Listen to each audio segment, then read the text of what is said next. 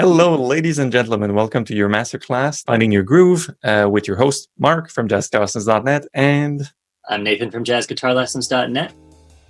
Welcome to Jazz Guitar Lessons, where we help guitarists learn jazz faster, express themselves more fluently, and have fun along the way. My name is Mark, and if you're looking to learn jazz, form better practice habits, and especially if you enjoy a French accent, make sure to subscribe. So, good timing. What's a good timing? Rhythmic feel. So we've taken a lot of notes. We have a lot of information to give you about this whole timing thing. The purpose of masterclasses, as always, is to give you stuff that is outside the curriculum. So good rhythmic feel is what makes or break a performance, I find, anyways, and that's one way to see it. This timing is the glue between the musicians, and it allows everybody stay on the same page, not get lost. And so in the masterclass, we'll cover basic drills, exercises, and just giving you a chance for students to get less caught up, right? Because when we're caught up in our fingers playing, often we sort of forget about time. And as Duke said, it don't mean a thing. So that's what we'll be doing. Purpose of this masterclass. Well, as Mark said, the timing and rhythmic feel of the collective of performers is probably the most important thing in music, I'd say. Actually, I won't just say there are plenty of jazz musicians, professional jazz musicians and legends out there that will say exactly the same thing. It's actually I think this is a point we'll bring up later, but Mark and I were helping to create the jam session bonuses. And we were commenting on how the backing tracks that were created from those recording sessions were they just ride like a dream, and there's something really special about that feeling. So that's the sort of thing that's the high level concept we want everyone to aim for. But there's a whole bunch of other benefits benefits.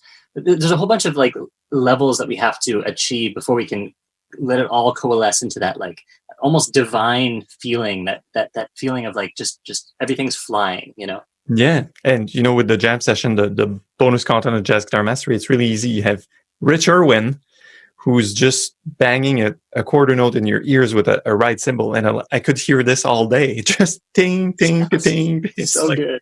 Wow. By the way, look him up, Rich Irwin. He's the guy.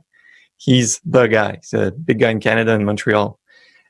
So let's just go quickly through 30 seconds each. What makes us qualified to teach you that information? So I'll start. I'm Mark from jazzguitarists.net. Been playing forever.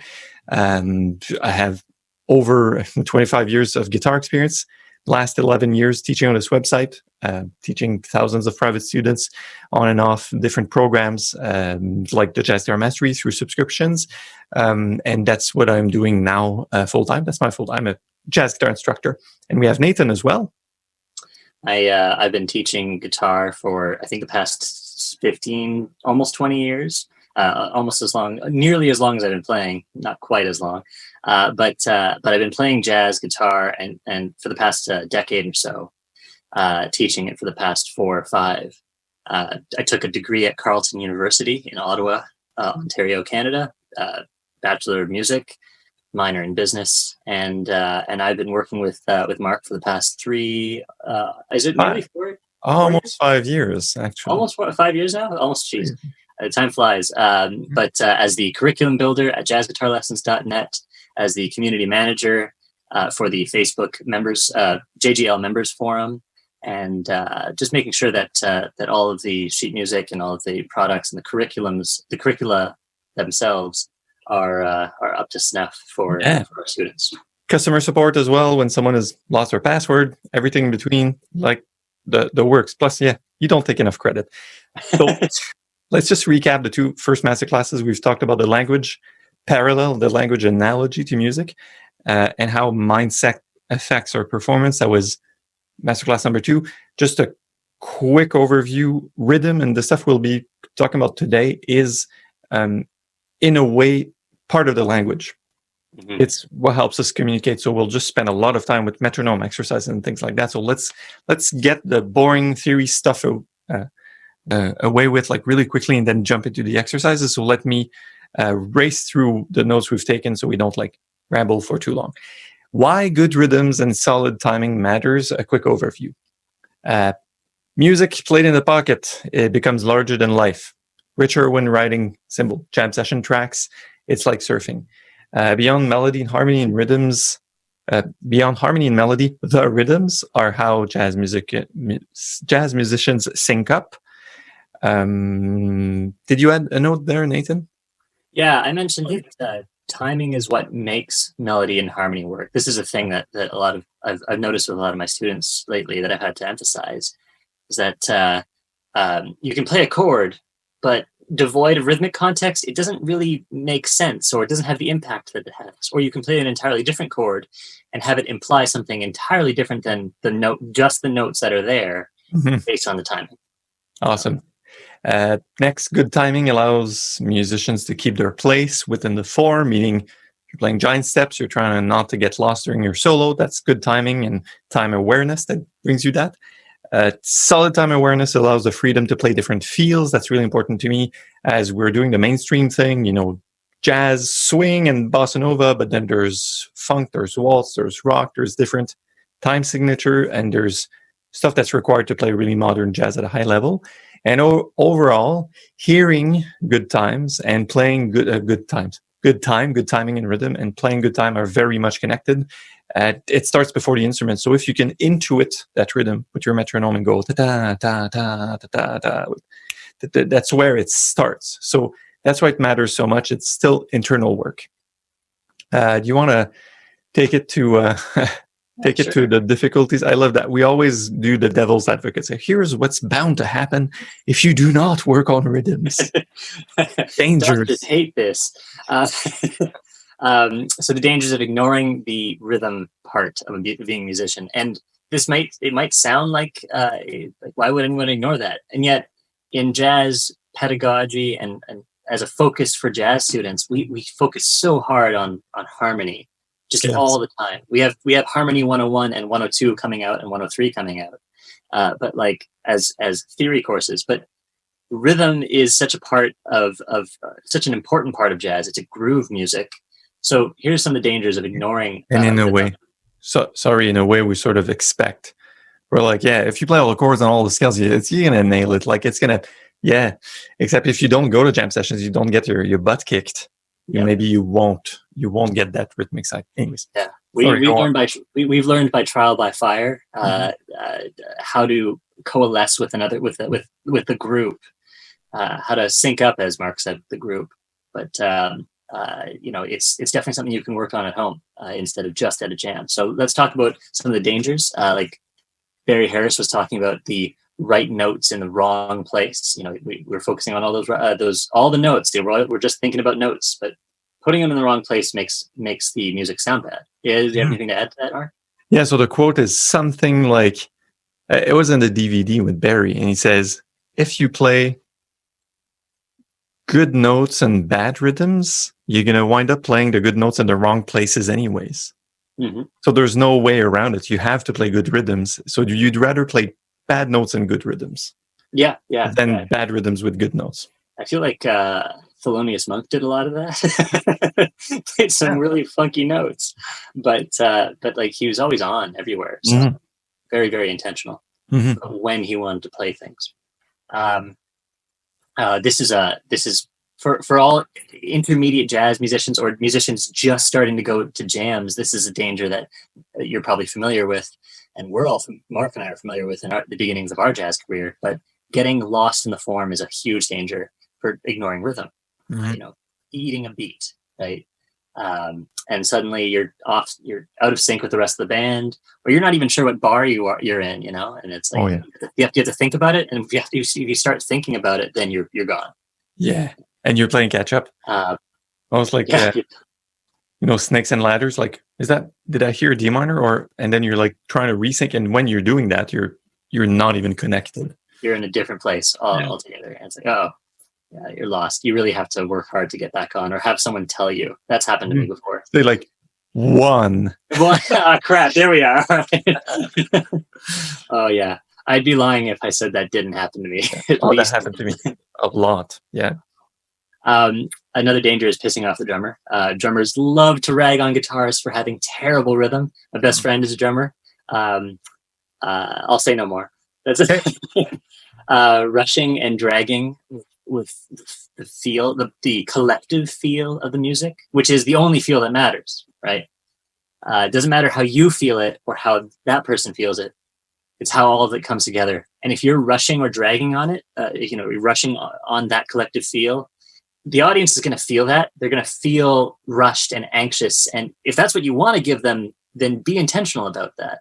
But you have to actually be able to do that. You have to actually have the intentionality in order to give the audience a rushing feel. And likewise, conversely, dragging on the beat.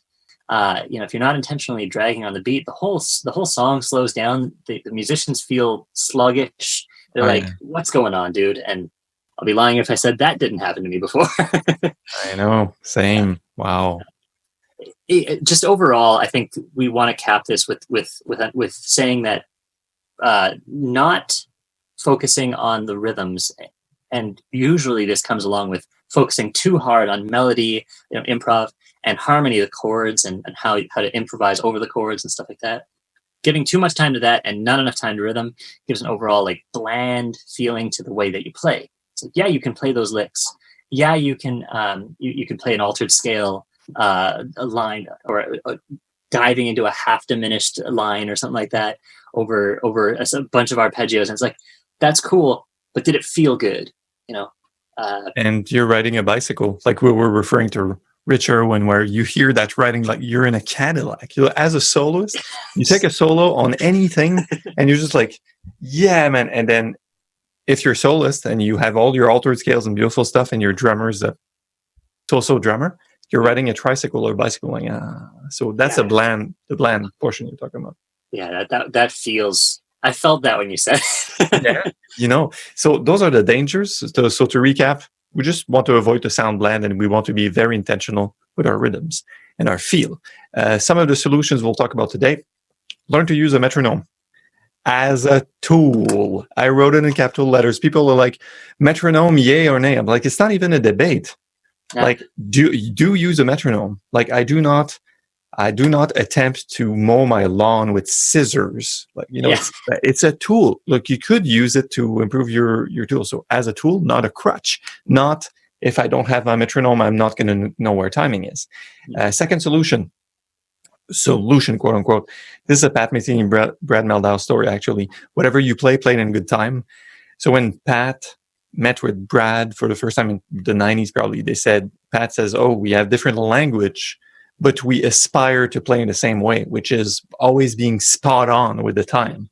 There's never a cack note, whatever. It's whatever you play is going to be in intentionally really, really good time and well placed. So that's why they recorded together, these two, because they see alike, but they have very different styles that are they're playing the notes and the way they approach harmony and stuff like that. The notes that they play are very, very different in terms of the actual melodic language that they use and harmonic language that they each use. But wow, are they ever they're just nailing that groove all the time. Mm-hmm. You're never unsure of where they're playing. They can play some pretty wildly out there stuff, but you're pretty sure of where beat one is at all times. Exactly. Yeah. So learning to use a metronome as a tool, not as a crutch.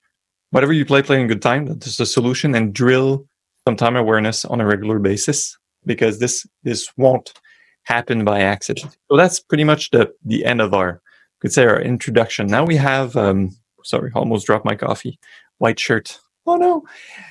We will take the next probably half hour to go through exercises that we came up with. Mostly I came up with, but Nathan, if you have anything to add, be my guest. And all of these things, as all the other master classes, the practical stuff, you could take one or two and just implement it slowly, or you could take them all and see. The important thing is maybe to use that stuff consciously and know to what effect. Another thing to note, Mark, if you don't mind me jumping in, Please. Is that all of these are scalable for any difficulty, because they all basically involve a metronome or even a backing track in some points. I'll have a point to add about that later. But Metronomes are scalable in terms of how fast and how slow you're going. And in general, if you're attempting something for the first time, start on the slow end. So that's the only note I want to give on that before we dive into the exercises.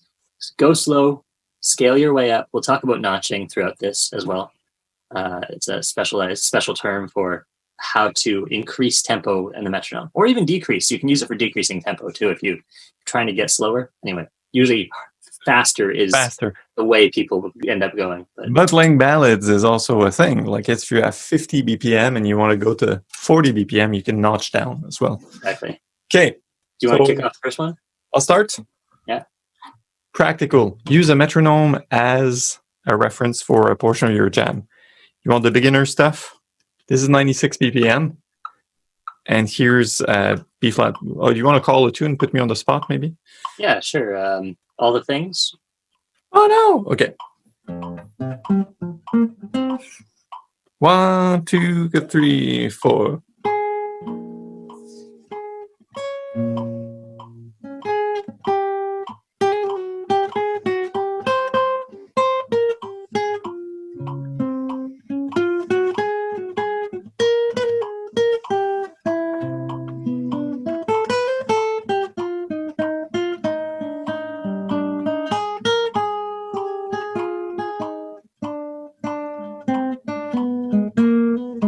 I got the nod of approval from Nathan South. Yes, that's okay. That's I'm good. I'm cool with that. Decent.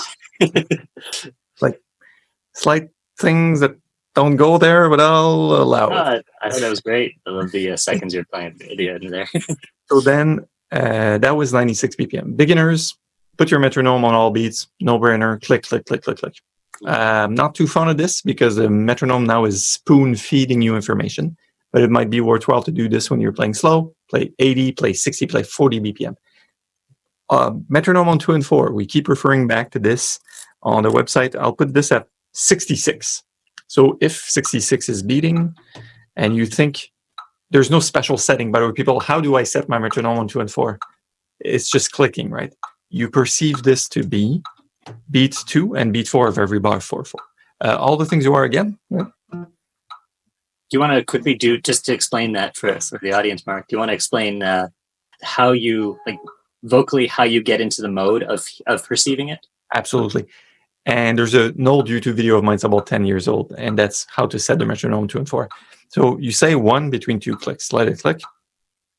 1. Right. So you start to bounce like this. 1. Then you say 2 in the next space in between the 2 beats. 1, 2. Do it again.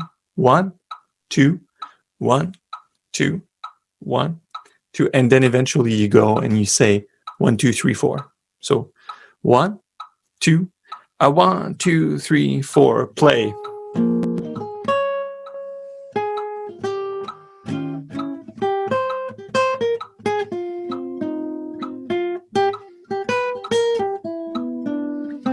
See if you can improvise.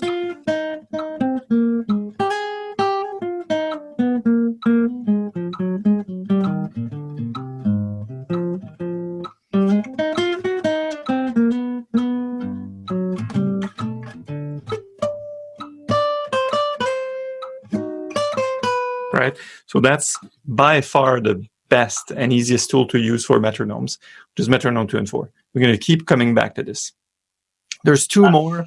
Sorry. Oh, yeah. Just as a note to clarify to everybody, just a little bit of basic arithmetic. If you want it only clicking on 2 out of 4 beats, so beats 2 and 4, ignoring beats 1 and 3, or at least not clicking on beats 1 and 3. If you're trying to go for a target tempo of 96 beats per minute, you got to cut that number in half for the metronome to actually get there. So put the metronome to... Yours was 66. 66? Oh, you were on 66 for one. My tempo is 132 then. 132, yeah. So, or basically set your metronome and then double it for your actual tempo. So Mark set it to 66 beats per minute on the metronome, double it to 132. That is your actual tempo. I'm playing All the Things You Are, or Mark just played All the Things You Are at 132 beats per minute, but with the metronome only clicking on beats 2 and 4. Yes. The beauty of this is clicking on all beats, it's spoon feeding you the time. That's 1, that's 2, that's 3. Now it's like, oh, it's spoon feeding you half of the time. So you're responsible for the downbeat, the 1 and the 3, which the backbeat. So those are the 2 most important beats of the bar, the strongest beats.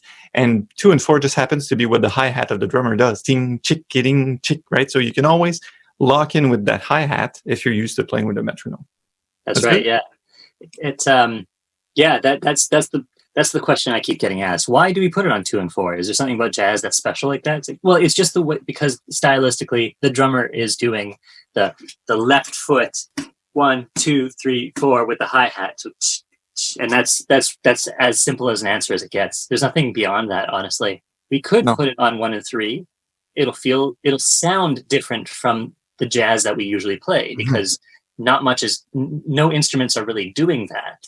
So it's emulating the hi-hat. That's except the bassist, maybe. The bassist, yeah. Bassist would be when they're not playing the full walking bass 4 on the floor, they're sometimes doing the 1 and 3. Doom, doom, doom, doom, doom, doom, doom, doom, doom. So there's that. There's justification there too. Yeah, and also it's much easier to play with metronome on 1 and 3 than it is 2 and 4, because 2 and 4 are like, they're the accent, they're the upbeats, they're the foot in the air type of thing. So that's why giving this as a reference is a good challenge, because you have to complete the rest of the strength of the beat yourself, right? Right. So next one. So there's two more. There's a tremendous amount of reference point we can have. Beats, all beats clicking is 1. 2 and 4 is another one. Another one we might do that's a good starter, when you want it to click once per bar.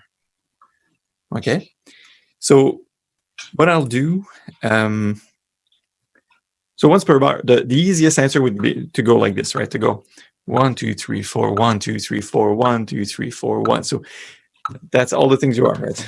1, 2, 3, 4, 1, 2, 3, 4.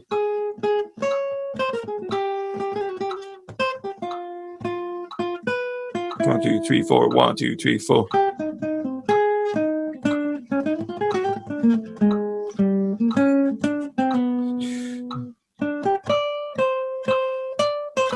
So ding, ding, ding, ding, ding, ding. It's a bit clumsy because it feeds you really the easy portion of the beat, I find, which is beat 1.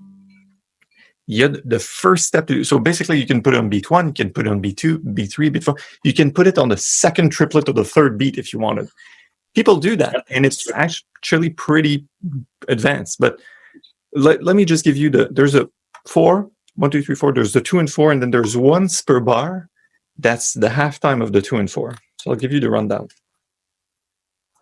So where are you perceiving this beat to be played on? 3. Beat 3. Okay. So that's beat 3 now of every bar 4, 4. A 1, 2, a 1, 2, a 1, 2, 3, 4.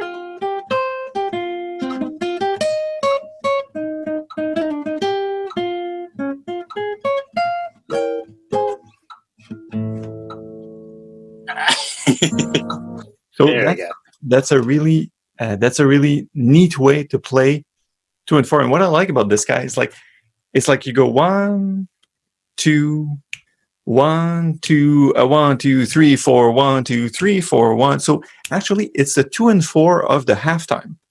In other words, it's the backbeat, the 3. 1, 2, 3, 4, 1, 2, 3. If you've played any rock, you know where the backbeat is. That's the snare. Exactly. So that's a complex way of putting only 1 beat per bar on the metronome, but that's very, you feel it as a backbeat, so it's easy to come back to. It's not like the third triplet of the... Yeah, exactly. If you played any sort of funk, any sort of rock, as Mark said, that's kind of the way you want to snap into that groove, hearing the metronome in that particular way. So feel it as do, So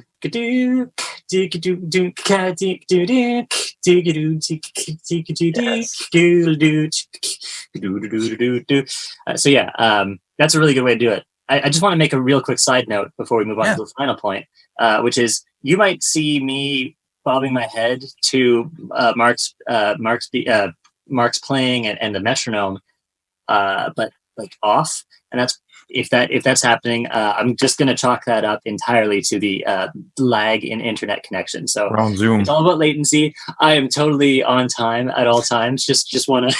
So am I. If you notice me being not synced with the metronome, that's Zoom, man. It's not. Wait, that doesn't make any. So, because of COVID. Because of COVID, exactly. Yeah. So you want to give us the final? Yeah, and so the backbeat, really good tip. And what I like about this backbeat is that's Frank Lozano's given me that. Actually, he says, well, if you're ding ding ding ding, you like, and then you go ding ding ding ding. So again, but then you have these lines that are half time, so you're swinging quarter notes actually. But bang,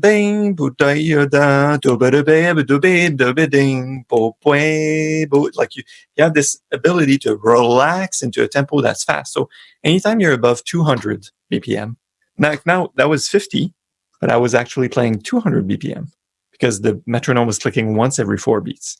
Speaking of the devil, I'm going to transition to the one I'm not going to demonstrate because of COVID. There's more. I'll give you a tip of the iceberg of a way you might set up metronome that's more complex. You might set it up to. Do you want me to demonstrate the just the setting up part, or? Oh, absolutely. Well, just sidebar. I wanted to say you could put it on any beat, any subdivision, any triplet, any 16th note. You can put it anywhere. Your click can be anywhere you want. It can be once every bar. It can be once every 2 bars. What Nathan's about to demonstrate is what if you have a click only once every 5 beats. So this is you got to go through a couple of mental hoops to get this. But the first thing you do is you set the metronome to something very slow, or maybe a little bit faster if you're going for it. But just for the sake of demonstration, I've set it to 30 beats per minute. Ouch. Yeah. So you hear it once in a while, right? 2 seconds. 2 seconds. Oh yeah, 30 beats per. I can do math or arithmetic. So you're hearing it click once every 2 seconds. And the idea is that you want to count 5 equally spaced beats within this, a quintuplet, if you will. So if you go 1, 2, 3, 4, 5, 1, 2, 3, 4, 5, 1, 2, 3, 4, 5. I had to slow down. 2, 3, 4, 5, 1, 2, 3, 4, 5. This pulse is our quarter note. Da da da da da da da da da da. So now I can just start counting in quarters, 4 quarter notes in a bar. So actually in 4/4 time. 2, 3, 4, 1, 2, 3, 4, 1, 2, 3, 4, 1, 2, 3, 4, 1, 2, 3, 4, 1, 2, 3, 4, 1, 2, 3, 4, 1, 2, 4, 1, 2, 3, 4, 1, 2, 3, 4, 1, 2, 3, 4, 1, 2, 3, 4, 1, 2, 3, 4, 1, 2, 3, 4, 2, 3, 4, 1, 2, 3, 4, 1, 2, 3, 4, 1, 2, 3, 4, 1, 2, 3, 4, 1, 2, 3, 4, 1, da da da da da da da da da da da da da. Do ba dee da do ga do. I fell off there at the end. But it was COVID. It's COVID, but being able to do that, such a great reference point. Imagine playing just a melody, playing just some comping, and then if you start to improvise, you're accountable for so much more because the click, it keeps shifting. If you want to try this at home without the hassle of the metronome, here's one thing I did. Snap your finger on beat 1, and then in the second bar, snap it on beat 2, and third bar, snap it on beat 2. So go like 1, 2, 3, 4, 1, 2, 3, 4, 1, 2, 3, 4, 1, 2, 3, 4, 1, 2, 3, 4, 1, 2, 3, 4, 1, 2, 3, 4, 1, 2, 3, 4, 1, 2, 3, 4, 1, 2, 3, 4, 1. So you get an idea of where the pulse is. And then you keep doing that and ask someone else to play a melody for you. And you keep going. That's great. It's a fun game to play with other musicians, actually, because you both hear it in different ways. Though. Hold on. I'll just ask my wife. She's a piano teacher. fun game. Like, yeah, of course. get out of here. Wow, I'm such a teacher. Homework is great. I totally agree. To be absolutely clear, to overview this set of exercises, the whole point here is that the metronome is giving you a reminder of where the pulse is. It's a machine. It can't be wrong about regularity, right? Whereas we have to really train ourselves to get a really regular clock. Mm-hmm. So that's what the metronome is helping us with. It's giving us a pulse periodically. Let's just say periodically. Mm-hmm. But what all these exercises are doing is lengthening the amount of time between reminders. So which means that you have to you're forcing yourself trial by fire to sync up with that metronome and develop a strong internal clock. And the fewer reminders you have, the better your own clock has to be in order to sync up with that metronome. Absolutely. And to further this whole idea, it's, well, people go, I don't want to work with a metronome. Like, well, if you can't follow a metronome, quote unquote, you can't follow a drummer or a click track. If you're in a studio, you can't. So it's just a tool, a reminder, as you said. A side note, once again, had a teacher had us do in a group, like a 20 people class, just go, let's all clap on beat one of every bar while we listen to this track on a CD, like whatever. So, okay. And then he said every 2 bars. And the whole group, then every 4 bars, and now every 8 bars, and then it sounded like, you throw a bunch of potatoes in the air.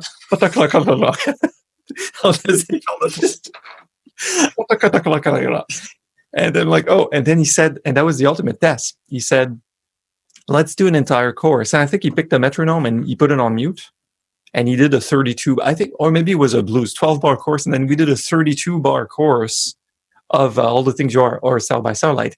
And we all came in, like there was a finish line, and people came in early by like 5 seconds. People came in late by 5 seconds.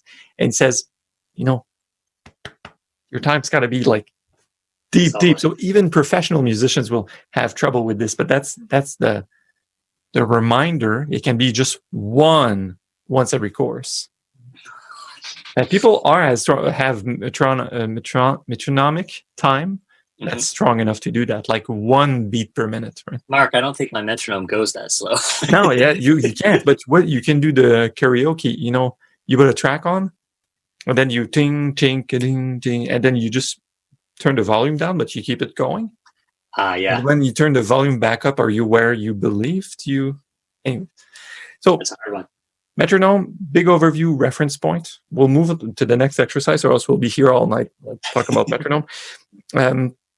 There's a Meditative Rhythms video and blog on the Jazz Guitarists website. You take one click, you subdivide it into several. It's not metronome 2 and 4, metronome 4, 4. It's just click, and you subdivide it in 1 and 2 and 3, and there's several things. You can take it much further with advanced stuff. It's as hard or as easy as you make it. I'll just point you to this reference point because I don't want to spend any time on this right now. Do you have anything to add here? Not to the Meditative Rhythms one, no. Do you want to take on the next one, or should I? Sure, I have my guitar ready too. Yeah. So taking on extreme tempos, playing ballads super, super slow. How slow were you thinking here? And what song? Infant Eyes, 42 BPM. I actually don't know Infant Eyes. But that's a Wayne Shorter tune. That's when I heard it's like, nah. 2, 3, 4. Da, da, da. Like 2, 3, 4. You're like 1. Take a sip of coffee. Take a shower. Come back. 2. So wow, that's slow. between 40 and 60 BPM, it's pretty slow, right? Yeah. Like just for reference, this is 50 beats per minute. And that's not exactly, that's still in the mid to high range of what we're thinking about extreme slow tempos. 30 beats per minute. Oh, that hurts. Ridiculously. It's grueling, right? But nobody really plays in that range for jazz ballads. So if you're able to do that, if you're able to play with good feel at that range, then I'm bringing it down to 35, let's say. And I'm putting it on beats 1 every beat. just for the full reminders, right? Every single pulse. So a ballad. Let's just say Stella, I guess. Go nuts. Oh, sorry. Wait. What am I saying? This is on every beat. Oh my gosh, this is ridiculously slow.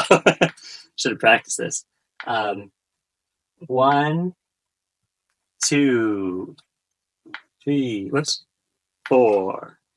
1, 2. Shoot, my gosh. 3, 4. 1, 2. Okay, here we are. 3, 4.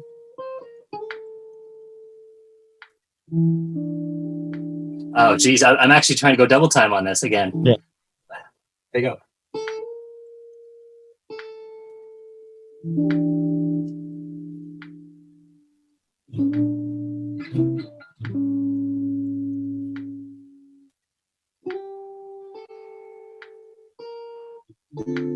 Oh, sorry, my gosh.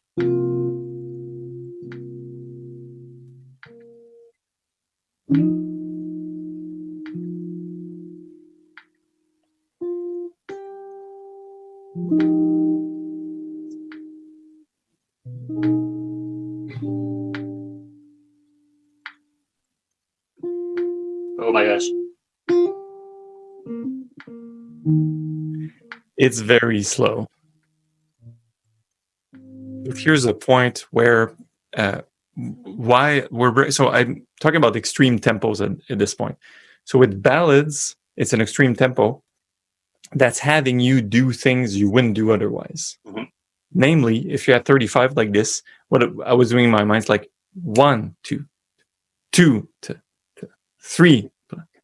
So you hear either triplets or really helps, yeah. You subdivide. You have to subdivide, or else you're always like you're playing darts with where the time is. There. Here. Exactly. And the polar opposite. We play at very, very, very fast tempos. Actually, this is something that my teacher used to do with me all the time. I'd be really trying to work on the melody for a tune, see how, and just like see if I, make sure you have the fingering first. And as a side note, I think I'll mention the side note in a second, but he'd have me working on the fingering of the tune, making sure I have the melody down. And then he'd be like, okay, just play it at 300. And I'd be like, what? And he's like, just play it at 300. Put the metronome on 300 and see what you can do. Just see what you can do, And I'd be surprised. I would initially think that it's like, I've never played at 300 beats per minute before. Like Giant Steps is at 280. Mm-hmm. Like, what am I doing with this tempo? It makes no sense.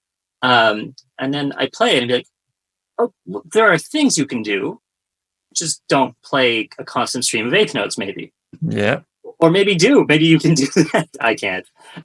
I'm so rusty with that. But like, so it's exactly the same thing as the ballad tempos, that it's forcing you to do things. You're not going to subdivide the same way.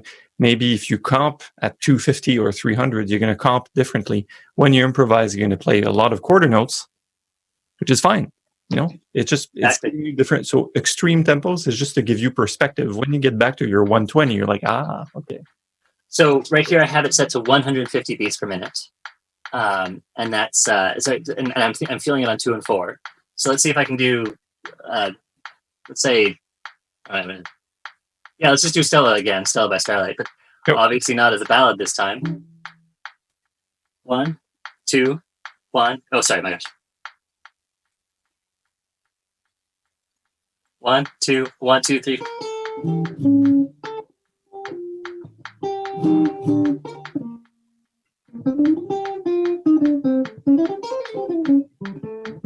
Right. I'm actually off the form. I spent too long on one bar. Right. I spent twice the amount of time on one bar. So it's the sort of thing you really have to get into. But just making sure that you every now and then play a song at your extremes. You're too fast and you're way too fast and you're way too slows. It'll show you the extent that music can be played at. Right. That's a Mick Goodrick tip as well in Advancing Guitarists. It just said when you're tired of your own playing, you're stuck in a rut. Like I can't take it. I see that.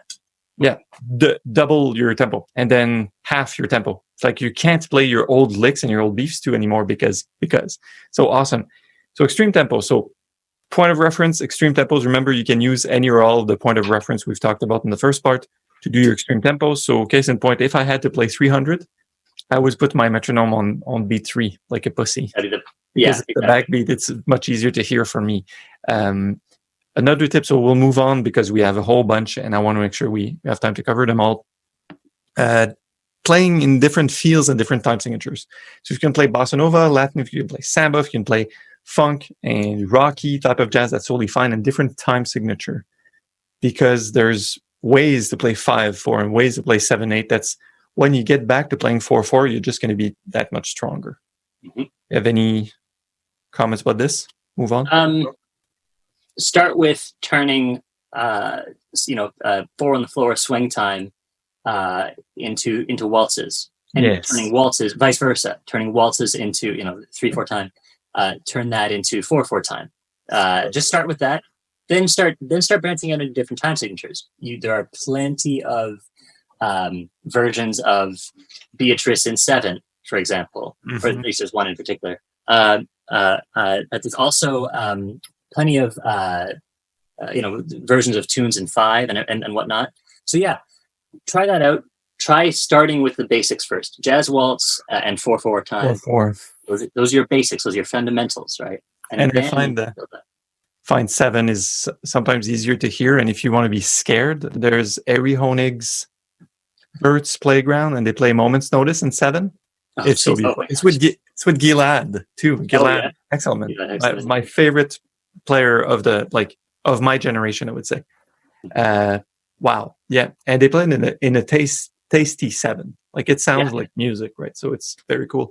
All right, so playing in different time signatures, different feel. Agreed. I love doing all the things you are in 3/4 just because it's easily doable. I'm gonna go through the next step. Charleston's. So Charleston's, I'm gonna do this on B flat blues just because we're here. That's my 66 again. So a 1, 2, 3, 4. That's a Charleston.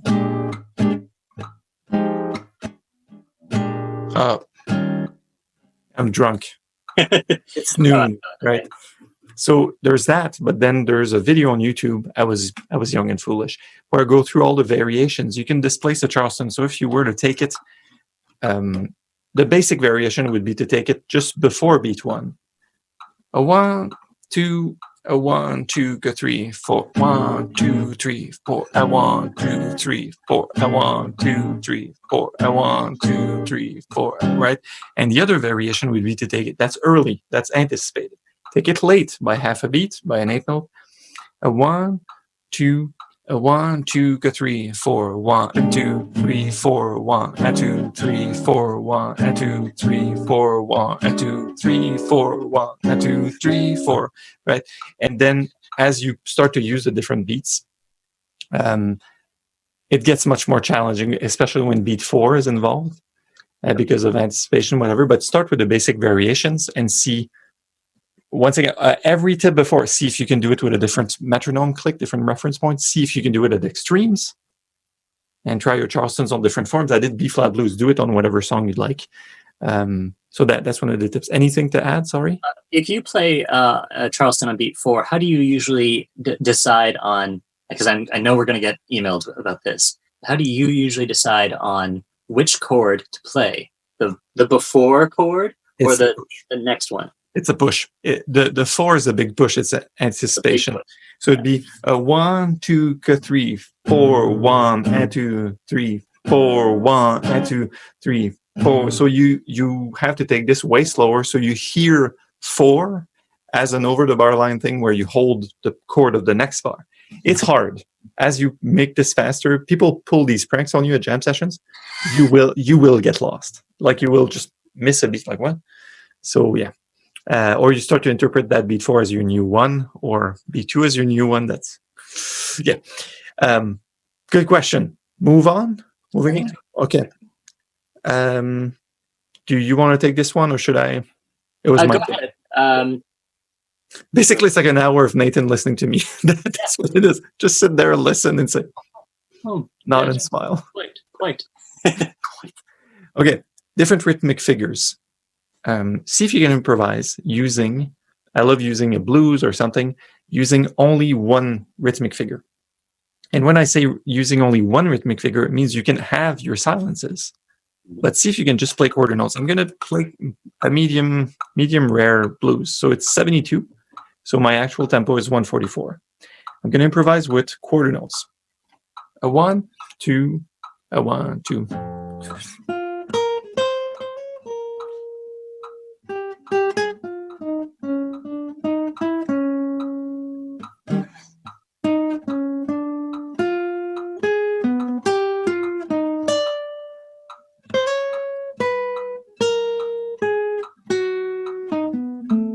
I cheated.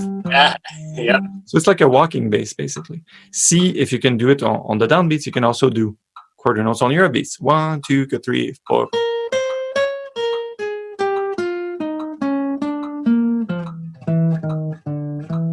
Two, 3, 4, 1, and 2, and 3, and 4, right? Then you can do this with only half notes. You can do it with 8 notes. 8 notes, I'm going to do it because it's easy. 1, 2, 3, 4.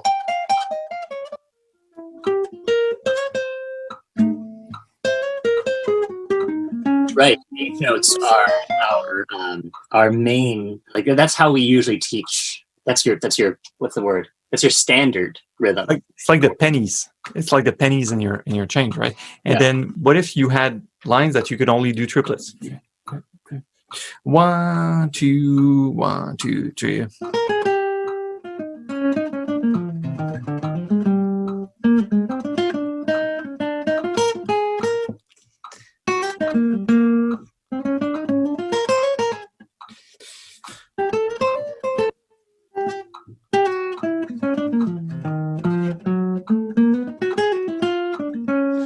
Had to cheat here and there, but the point is, what if that's the figure?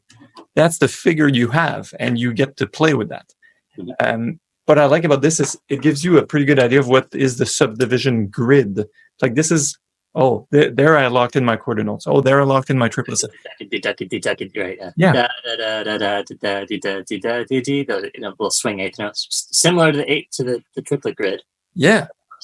And quarter note triplets also I didn't demonstrate, but just see. It's all available when you improvise for real. The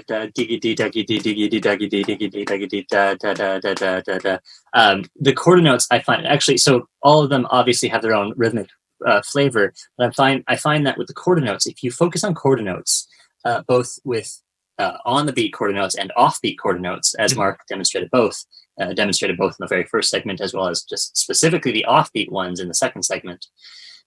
If you wanted to scroll back and look at that. If you start focusing on those, you'll find that you really understand what the rhythmic affect of offbeats versus onbeats is. It's a very, very different flavor.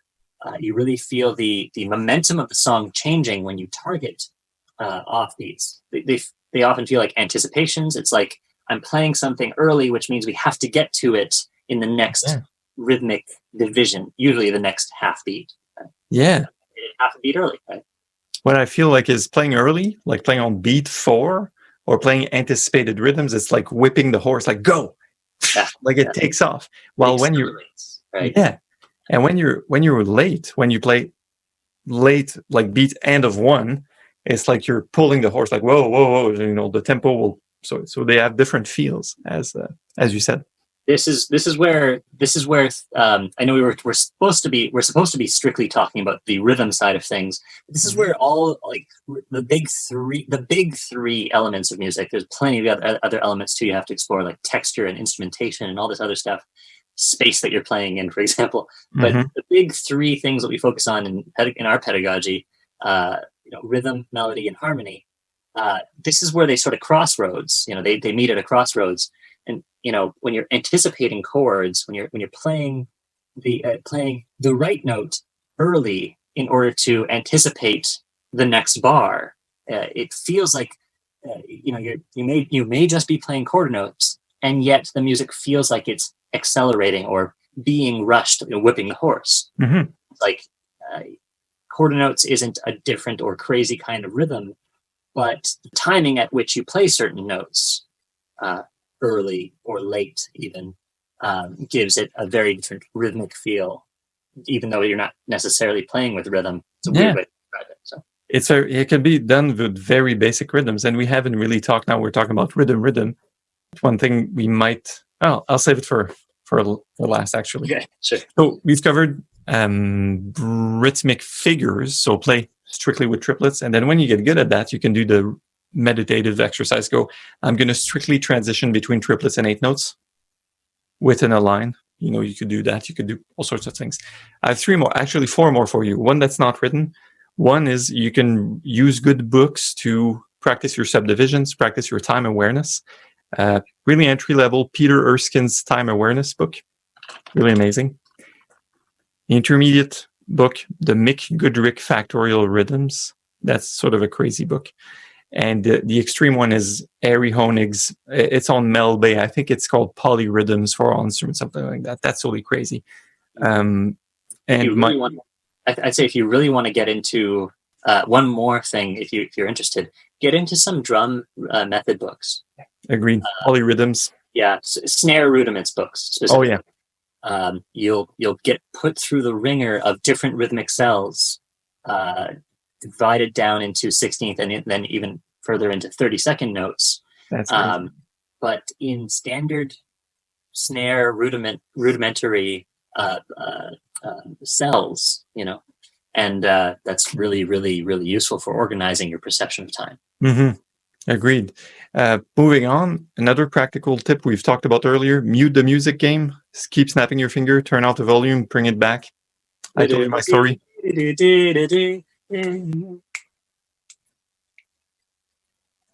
See if you can keep it. Yeah, I'm playing with myself, so obviously I know where it's supposed to be. Yeah. So there's that. And then another thing, there's 2 more. So there's one that's written and one that's a surprise that Nathan's going to find out while it comes out of my mouth. Record yourself. Play with a metronome. Play without a metronome, should I say. And then listen back, see if you can snap your fingers to the beat. See if you're in time. Paul Schroeffel, the pianist on our jam sessions tracks. That guy's in Montreal. That's what he told me. We met. I was young. I'm like, dude, you're so awesome. How do you do that? It's like, I don't know. So, put your phone and record yourself and then see if you can snap your fingers, Like, okay, I guess I'll try that. And then do it with a metronome and see when you record yourself, see how far you're straying. When you think, oh no, I'm solid, but then actually you're full of BS. Yeah. Last step. So yeah. Keeps you humble. Like the metronome and the recording, they keep you humble. Sure. And then the last one I wanted to mention is it's a Pat Metheny thing. And that's what the Earthstone guys, the Earthstone, the organ trio, Peter Bernstein. So I've heard that's what he would do all day for a while. Just put the metronome at a medium tempo and then play laid back. Laid back, as in you play on your blues and you try to lay back on the beat and be laid, but not late like half a beat late, but just in feel.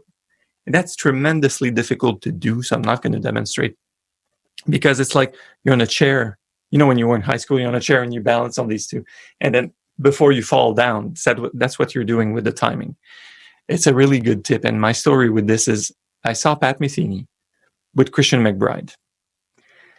And it was interviews. I constantly tell the story. It was like 2016, I think. And Pat Metheny came on stage and started to play Black Orpheus. And sort of played bits of the melody and played chords, whatever. And then he improvised. I'm like, there's no drums, there's no bass. But we hear that he's laid back on the beat. Right? So he has such a strong time. He's playing on his own that you can hear the pulse, the implied pulse, and the fact that he's late on his own pulse. That's pretty intense control of time, I find. Yeah. There's an old... Sorry? How do you get there is the question that will be asked. There's an old Metheny video on YouTube where he was doing a clinic at Berkeley, like early 70s. And he just has a metronome on stage. He puts it right in the microphone, and then he plays. Like the metronome clicks every, 16 beats. I don't know. And he's playing all the things you are like crazy. So that's one thing. All right, so we'll wrap it up. We've given you a lot. This is always what we say. Pick anywhere from 2 to 5 ideas and practice this. What happens in the end, you become more aware of the time that passes by, and meaning you're less likely to play too fast or too slow with regards to your subdivisions, or rushing or dragging, as we said, you avoid this as you keep working on that muscle. Driving a car at appropriate speed while having a conversation. That's the analogy I've written. And what I mean by this is eventually, like, you're driving and you can talk to the guy and you're in a school zone and you're going 20. You're not going to go 120. Right. Is that miles per hour or is that kilometers per hour? No. Either way. No, I'm in Kelvin. What? Kelvin per hour. So the point is this is you get used to it. So eventually you'll stop thinking about your scales, stop thinking about your arpeggio, stop thinking about the time, and really connect and have your ideas. That's where that level of expression you want to go. It's like giving a speech. Eventually you give out the speech and it becomes less about the words and the message and more your timing is what's going to have the greatest impact. Like think American stand-up comedians. Anything else? Sorry. I think for that masterclass, I think I've taken way more microphone time than. There's a couple of, these aren't exercises necessarily, but these are things that are certain to come up in your mind as you watch this masterclass. And as you watch our lessons throughout Jazz Guitar.net and the Jazz Guitar Mastery program. But one of the questions that is bound to come up is metronome versus backing track. Which one should I use? And the fact is you should use both, I think. Especially if you're not getting out to jams as much, or if you can't find a jam in your area. If you want to improve in jazz guitar, you got to play a lot of jazz, which means there's two things that are happening here. I want to explain the process real quick. Mm-hmm. But we've already talked at length about what the metronome does. The metronome gives you reminders about where the pulse is. It corrects you. But that's all it gives you. It doesn't give you stylistic information. It can sort of give you jazz stylistic information. We talked about putting it on 2 and 4 to emulate the left foot of the drummer, the hi-hat of the drummer. 1, 2, 3, 4, 1, 2, 3, 4, right? That hi-hat click. But other than that, it doesn't really give you much information. You are the one supplying all of the style, all the musical style. Backing tracks do the opposite. They give you the pulse, but they also give you the full musical style. At least one iteration of that musical style. If you're on iReal Pro, you can change it to Latin. You can change it to different instrumentation. You can space funk. Exactly. Yeah. Turn the comping instrument into electric keys instead of acoustic piano, things like that. But it gives you a sense of the style, which is something if you're lucky enough to be in a city where you can attend jams, or I guess not in COVID times, but attend jams or listen to it, go and play with a bunch of friends or whatever. They're supplying the jazz stylistic information to you. You're absorbing that. Backing tracks do similar things. If you don't, in lieu of a band that you get to rehearse with, backing tracks do the same things. So it's important to do both because you need to supply yourself with, how does this music actually feel? How does the rhythm actually sit? Mm-hmm. How does it groove? What does the groove look like or feel like, rather? And then the metronome says, okay, now do it yourself. So you got to go back and forth with those two things. And then, sorry, go ahead. No metronome. It was like, do it yourself. All yourself. That's a really good thing to do. Record it, as Mark said, and then listen back. Can you snap your fingers on 2 and 4 to it all the time, right? A second thought, on a completely different tangent, I realized we didn't actually explain notching at all. That's right. Okay, New York minute. That's 13 seconds. Okay, I'll do it. So notching is move ahead by 10 beats per minute, fall behind by 5 beats per minute. Move ahead by 10 beats per minute, fall behind, repeat the process continuously until you surpass your target metronome marking, and then fall down onto it. So if your target is 165 beats per minute, do this process up 2 steps forward, 1 step back, 2 steps forward, 1 step back, until you get past it to 170 beats per minute, and then fall back onto 165. Okay. And then it means you can definitely play 165. Yeah. You played 170, you're fine, And you should. It's if you perform at a jam, if you perform in studio, you should be aware that you have some leg room for your tempo.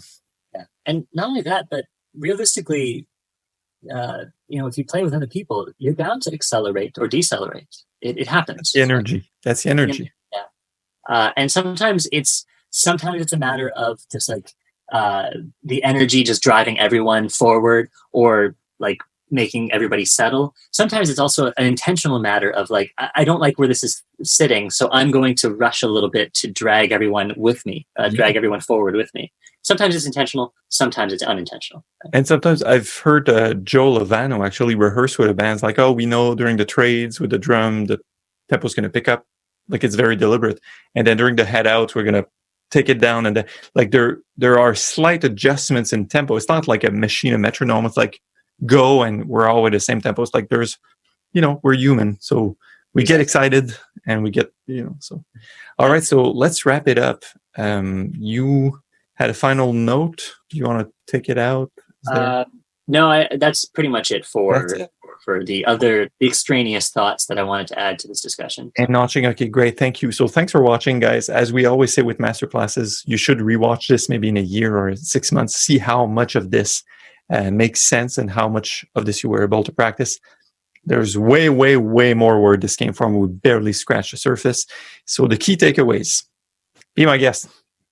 Time awareness is crucial in jazz. It's a groove music. You have to be aware of the pulse, the implied pulse, the collectively decided upon pulse. Mm-hmm. And then it's up to you. The next level after that is up to you how to decide how to play on that and play with it. Don't let complicated scales and arpeggios get in the way of learning how to stay in the pocket. Yeah. So that I wrote this down because earlier I said we get caught up. Oh, minor 7 flat 5 to this, and then you go, where are we? That whole thing, like where you lost space. So don't get caught up. But gain perspective, and practically nobody teaches or practices it.